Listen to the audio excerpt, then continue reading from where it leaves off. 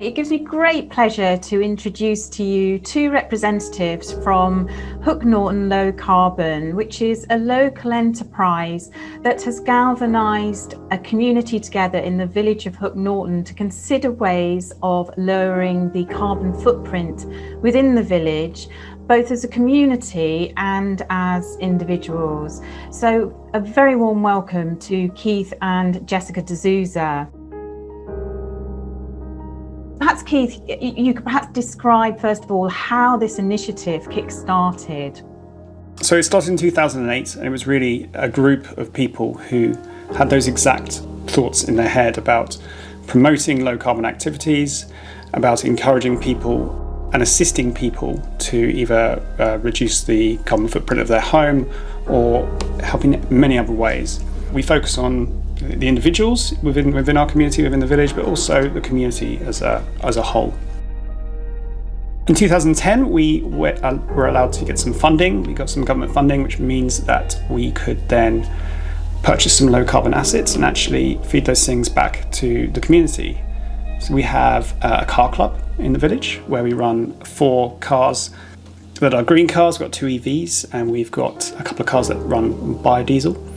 And anyone within the community can sign up and they can use the cars, really to help promote people not having a second car or just using cars less and using greener cars, because our cars are some of the greenest around. We have e-bikes. We have 6 e-bikes in the village, which is quite good for a small village.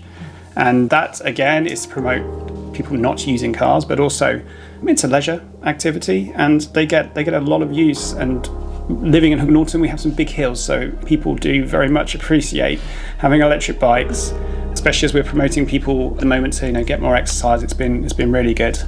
But we do have people actually using them instead of car journeys for practical uses, which is great to see. We have the loans, which people can use to improve the energy efficiency of their own homes. That's been really good. That can be anything from PV or solar panels, air source heat pumps, up to cavity wall installations, things like that. And then lastly, we have the Community Land Trust, which is a fantastic initiative where we have worked with Cherwell District Council to build some affordable low carbon houses that will be fit for the 2050 climate target.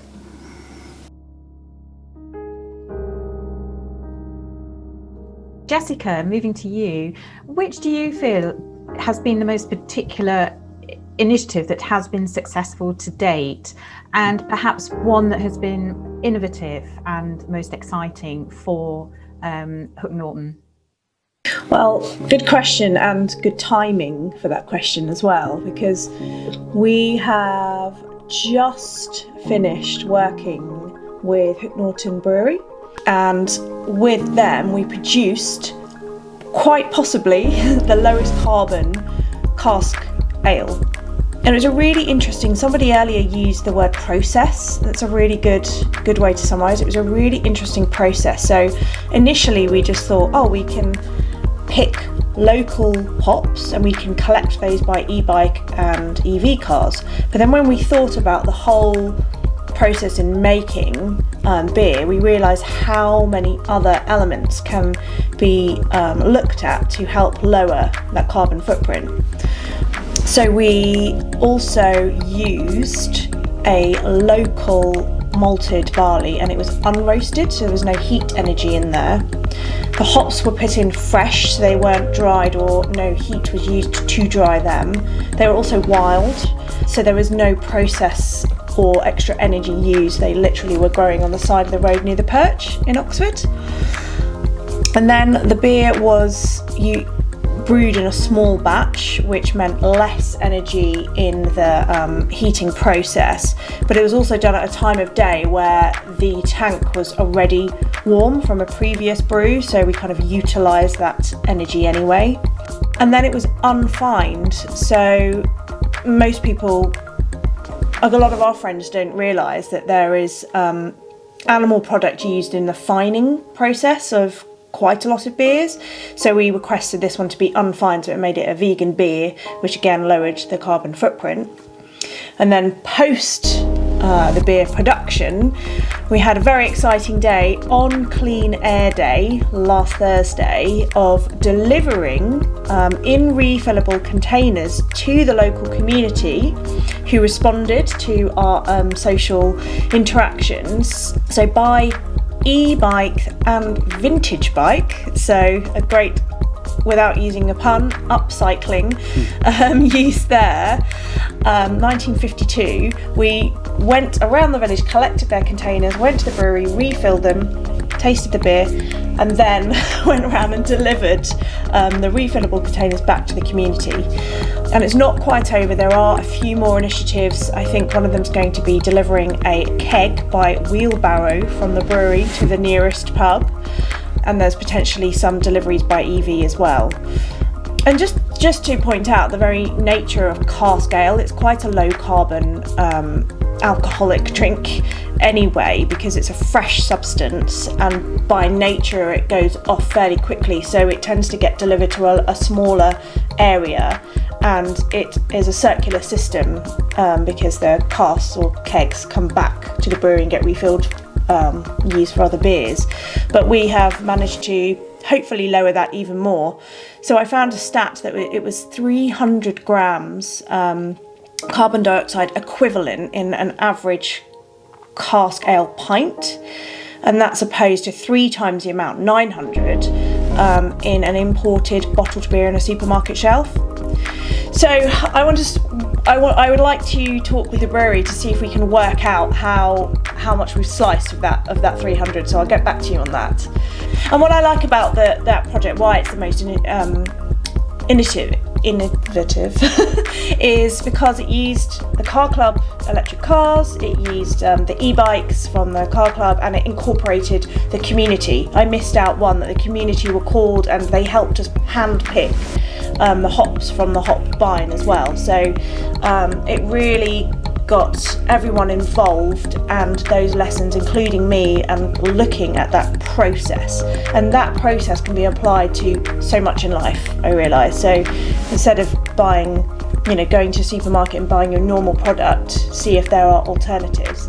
It's been really interesting with regard to a particular initiative that relates to the solar panel installation on the Banbury plant tire roofing and the Sports and Social Club, and monitoring the live stats across the website. How has that initiative come about to install the panels on those particular buildings? And in terms of monitoring the stats, have they actually helped to feed back into the community to change behaviour?